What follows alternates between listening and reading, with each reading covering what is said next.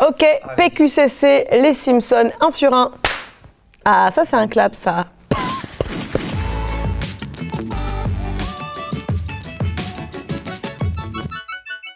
À l'origine, les Simpsons, c'est une série de courts-métrages d'animation qui ont été créés par Matt Groening en 87 pour un late show qui s'appelle The Tracy Ullman Show, sur toujours la Fox.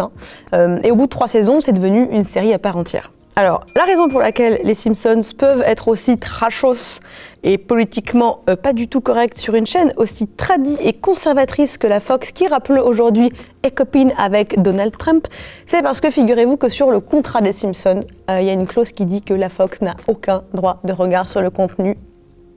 Bien joué, Matt Groening.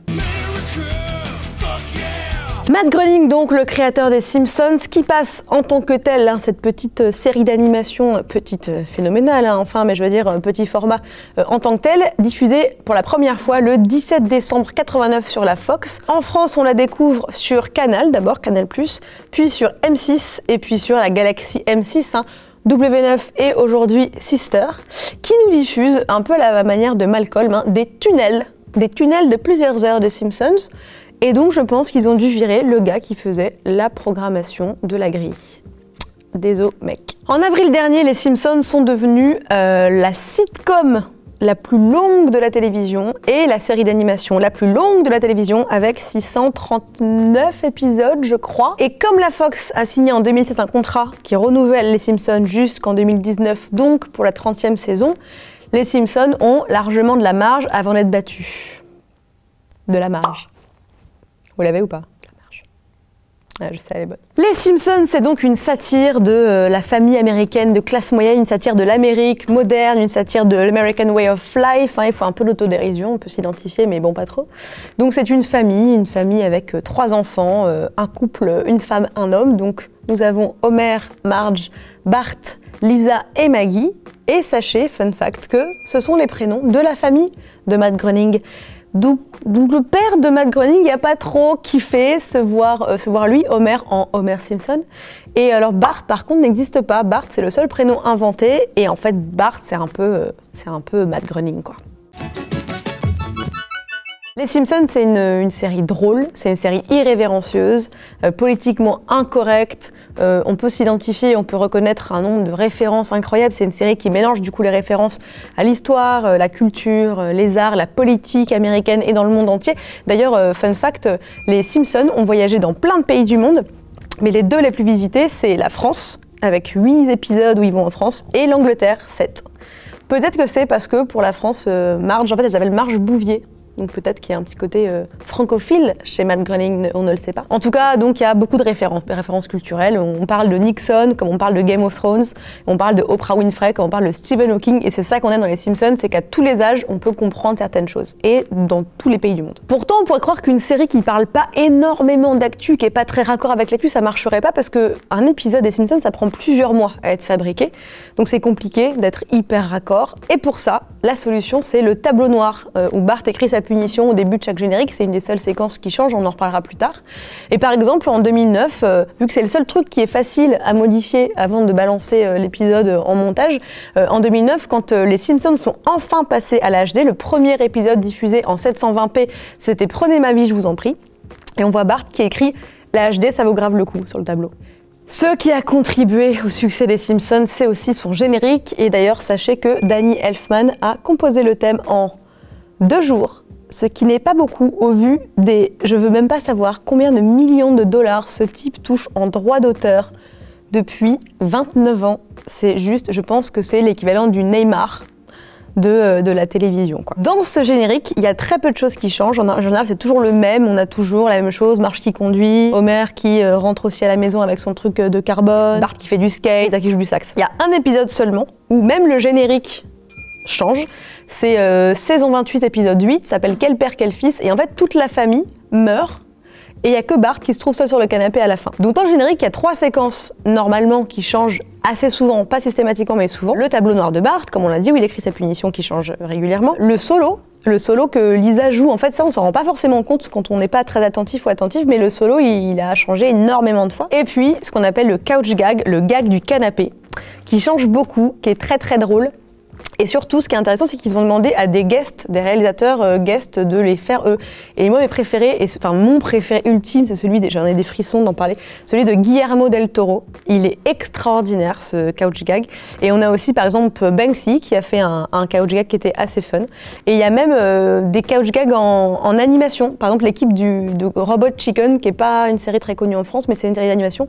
C'est assez marrant, du coup, de voir ce que les autres font des Simpsons. Sans oublier les horror shows, c'est les épisodes spéciaux Halloween qui sont diffusés par tranche par 3 en fait, par l'autre 3, donc c'est des mini-épisodes qui sont sur un thème SF, fantastique ou horreur et qui sont totalement hors continuité, donc qui n'ont pas d'incidence sur l'univers des Simpsons habituel et surtout, et heureusement parce qu'en fait Homer souvent meurt.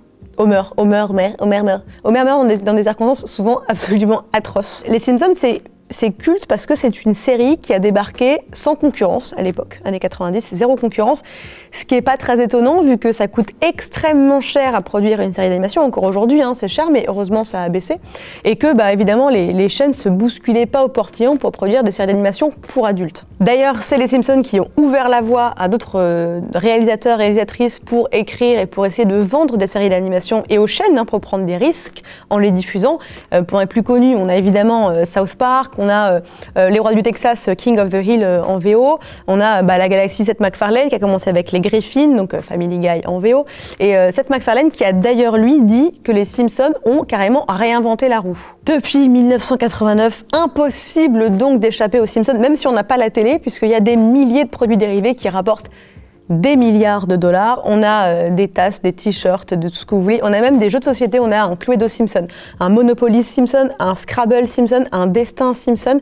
Il y a même des timbres à l'effigie des Simpsons et ils ont, depuis 2000, une étoile sur le Hollywood Walk of Fame, ce qui est un peu grave la classe. J'ai envie de dire, rep à ça, plus belle la vie. Parmi tout ce merchandising, il y a la bière Duff, la bière préférée de Homer, qui n'était pas commercialisée jusqu'en 2006. Et c'est pas du tout Matt Groening qui la commercialise parce que lui, il avait oublié, parce qu'il s'est pas dit que quelqu'un allait la faire, il a même pas déposé la marque. Elle est vendue aux États-Unis, elle est vendue en France notamment. Le problème en France, c'est qu'on a une loi qui s'appelle la loi Evin, qui est très stricte quand il s'agit de publicité pour l'alcool. Donc, qu'est-ce qui s'est passé? C'est que depuis 2006, tous les épisodes des Simpsons où il y a même juste le logo Duff qui apparaît, et on doit le flouter. Et ça vient même à gâcher des épisodes où c'est le principal sujet. Donc Homer, c'est la bière préférée d'Homer, donc il y a des moments où il en boit beaucoup, des moments où il essaie d'échapper à la Duff qui le poursuit partout, donc c'est un peu ridicule.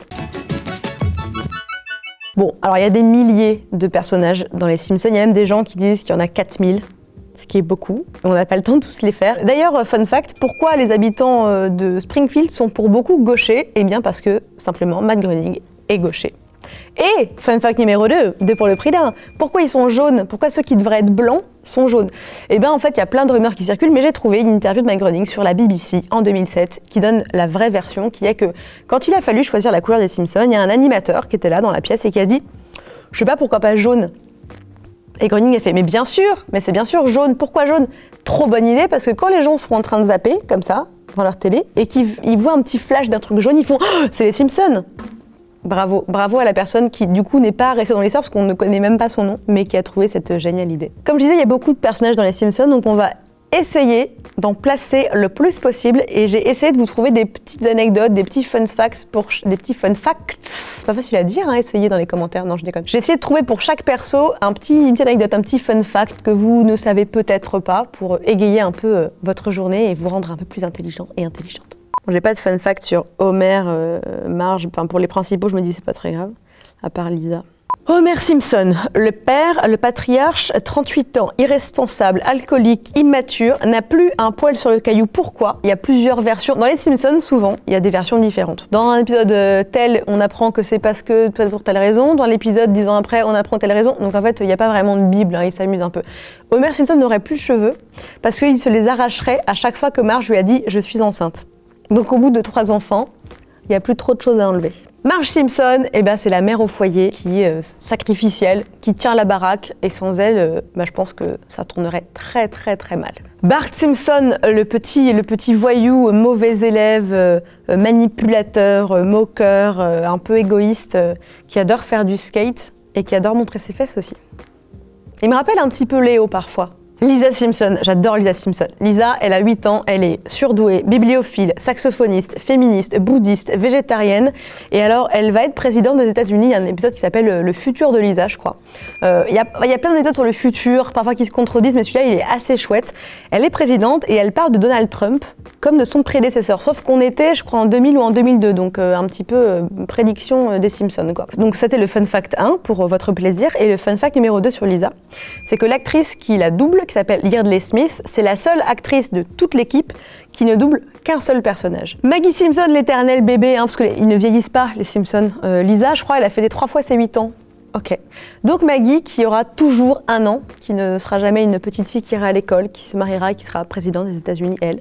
Maggie, c'est Matt Groening d'ailleurs qui double le bruit de succion, parce qu'elle a toujours sa totote dans la bouche en permanence. Maggie, elle a déjà parlé. Moi, je me rappelais pas du tout l'avoir entendu parler, mais il y a un épisode où elle fait carrément un discours qui est doublé par Jodie Foster, quoi, la grosse classe. Throughout the ages, the finger painter, the Play-Doh sculptor, the Lincoln logger stood alone against the daycare teacher of her time. Dans le générique, elle passe à la caisse enregistreuse dans un sac en craft.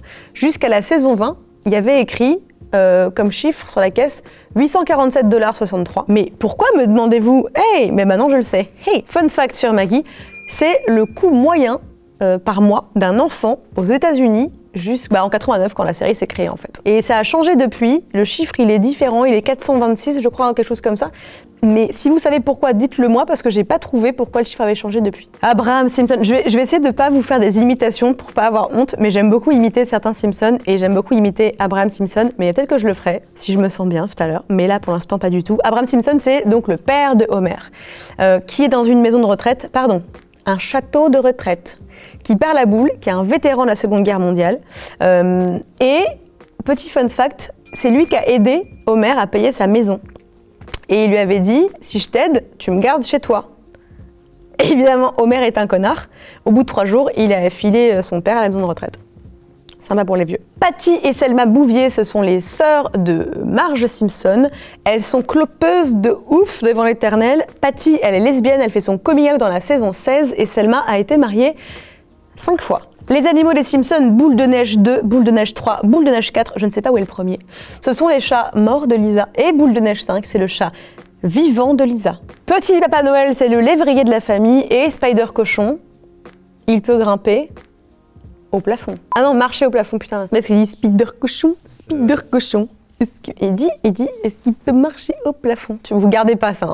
Hein. Itchy et Scratchy, c'est le dessin animé préféré de Bart et Lisa. C'est une parodie extrêmement trash et violente de Tom et Jerry. Ned Flanders, le voisin des Simpsons, charitable catho-traditionnaliste et musclé, gaulé comme un dieu grec.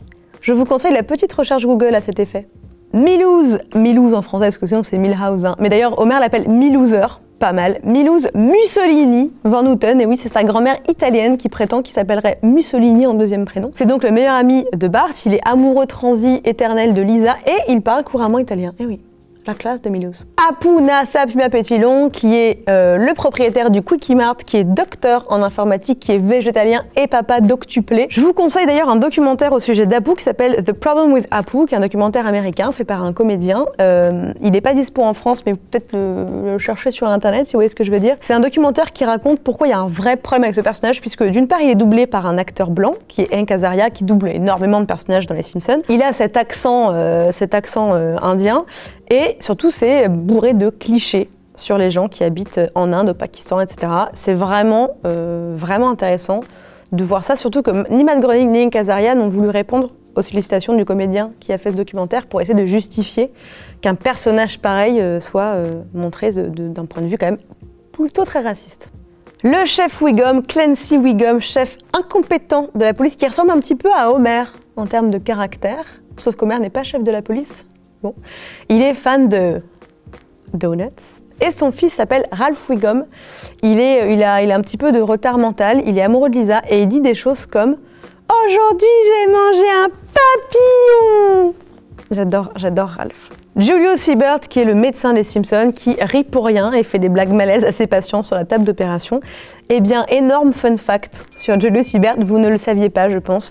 Quand il était jeune, il était stripteaseur pour payer ses études et il se faisait appeler, meilleur nom de scène, Malcolm Sex, par rapport à Malcolm X. Nelson Muntz, Nelson qui est la brute, hein, qui raquette tout le monde, qui récupère l'argent du déjeuner de ses petits camarades, qui se moque, qui est pas si brute que ça, parce qu'il est fan de Blanche-Neige, je crois me souvenir. Et attention, il sort brièvement avec Lisa à un moment, mais comme il est incapable de changer, elle le dégage. Krusty le clown, un clown toxico, dépressif, pas drôle et multimillionnaire grâce à des produits dérivés plus que douteux. Seymour Skinner, c'est le principal de l'école où vont Bart et Lisa. C'est un proviseur un peu apathique, qui est un peu écrasé en fait par la bureaucratie américaine, quoi. Il aimerait bien faire plus pour ses élèves, mais il peut pas faire grand-chose. Il vit encore avec sa mère, Agnès, qui est une mère totalement castratrice et vraiment une peau de vache. Et le saviez-tu, en fait, il s'appelle Armin Tamzarian, c'est un nom arménien, et il parle l'espéranto. Charles Montgomery Burns, j'adore Mr. Burns. Monsieur Burns est un milliardaire cruel. C'est lui le patron de la centrale nucléaire où bosse Homer. Il est individualiste, il est égoïste, il est dégueulasse. C'est une espèce de vieux vampire fripé qui a entre 80 et 100 et quelques années. Je crois même qu'il change son sang en entier régulièrement pour rester vivant. Et alors, on apprend dans la saison 22, je crois, qu'il descend de la dynastie des Plantagenets. Donc grosse classe, mais aussi qui porte un de ses noms de famille, c'est le nom de famille du père de Adolf Hitler. Waylon Smithers, qui est donc l'assistant de Monsieur Burns, qui est fou amoureux de son patron. Il possède la plus grande collection au monde de poupées Malibu Stacy. Il est homosexuel et intolérant au lactose. Le vendeur de BD. Alors, jusqu'à la saison 16, on l'appelle le vendeur de BD. C'est lui qui est patron de la boutique Le Donjon de l'Android.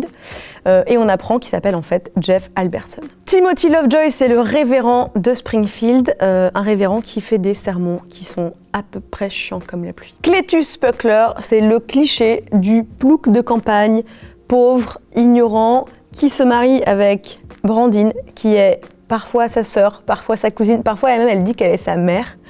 Et il a une quarantaine d'enfants. Barney Gumble, vous savez, c'est l'alcoolique qui rote bruyamment et ses lèvres elles font comme ça quand il rote. Il est endetté à hauteur de 14 milliards de dollars et c'est la NASA qui a dû calculer sa dette. Carl Carson et Lenny Leonard, ce sont les deux meilleurs amis de Homer, ils bossent à la centrale avec lui. Tous les deux, le saviez-tu, tous les deux sont bouddhistes et tous les deux sont titulaires d'une maîtrise en physique nucléaire. Si c'est pour finir dans une centrale à faire un job de merde, c'est pas la peine de faire des études. Mo, qui s'appelle en vrai Maurice, Mo Zislak, je sais pas comment on le prononce, quelqu'un sait le prononcer dans les commentaires, mettez la phonétique, qui est le patron de la taverne de Mo. Il est suicidaire, il est fétichiste des pieds. Et oui, éternel célibataire, dépressif, et il fait le bonheur évidemment de tous les hommes malheureux de Springfield. Edna Krabappel, qui était enseignante à l'école de Bart et Lisa, et qui d'ailleurs était vraiment à fond derrière Bart pour qu'ils réussissent. Edna Krabappel, elle est l'info. Clairement, hein, elle laisse qu'une chance aux hommes dans sa vie, elle s'en lasse un petit peu même. Elle a été fiancée à Skinner, elle est sortie avec Mo, elle a été mariée à Ned Flanders. Elle est morte dans la saison 26 pour une simple et bonne raison, c'est que l'actrice qui la doublait, Marcia Wallace, est morte elle aussi. Et du coup, on n'a pas voulu, chez l'équipe Simpson, on n'a pas voulu la remplacer. Willie McDougall, je comprends rien à ce qu'il dit en VO, j'ai besoin des sous-titres parce qu'il est écossais avec un gros accent.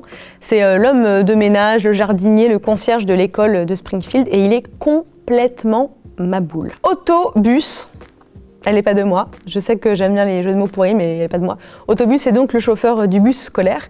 C'est l'éternel adolescent, il est fan de heavy metal, il est membre des Alcooliques Anonymes et il aime un peu trop les psychotropes. Et d'ailleurs, il conduit sans permis jusqu'à assez tard dans la série. On l'apprend et il passe enfin le permis, mais il fait toujours autant de conneries sur la route en fait. Joe Quimby, c'est le maire corrompu, démocrate, totalement infidèle à Springfield. D'ailleurs, le couple qu'il forme avec sa femme sont inspirés des Kennedy et sa femme est très inspirée. Le mec a... Son couple est inspiré des Kennedy, sa femme est très inspirée de Jackie O. Fat Tony, Gros Tony, c'est le parrain de la mafia locale. Il meurt dans la saison 22, mais vu que les fans étaient un peu tristes, on l'a fait revenir sous les traits de son cousin qui s'appelle Jim Tony, puisqu'il faisait beaucoup de gym, mais il était très svelte et musclé et fin. Et en fait, il prend du poids depuis qu'il est parrain, donc il redevient gros, et donc il redevient Gros Tony. Donc la boucle est bouclée. Et fun fact, en fait, il y a eu un vrai Fat Tony, Anthony Salerno, qui était surnommé pour de vrai Gros Tony, qui était un parrain de la mafia new-yorkaise et qui est mort, attention, à Springfield, dans le Missouri. Le professeur Frink, le Doc Brown de Springfield, est un scientifique complètement loufoque et socialement inapte. Et Tahiti Bob qui est l'ennemi juré de Bart, il cherche à le tuer et il réussit pas assez régulièrement. C'est le premier mari de Selma, il voulait aussi la tuer.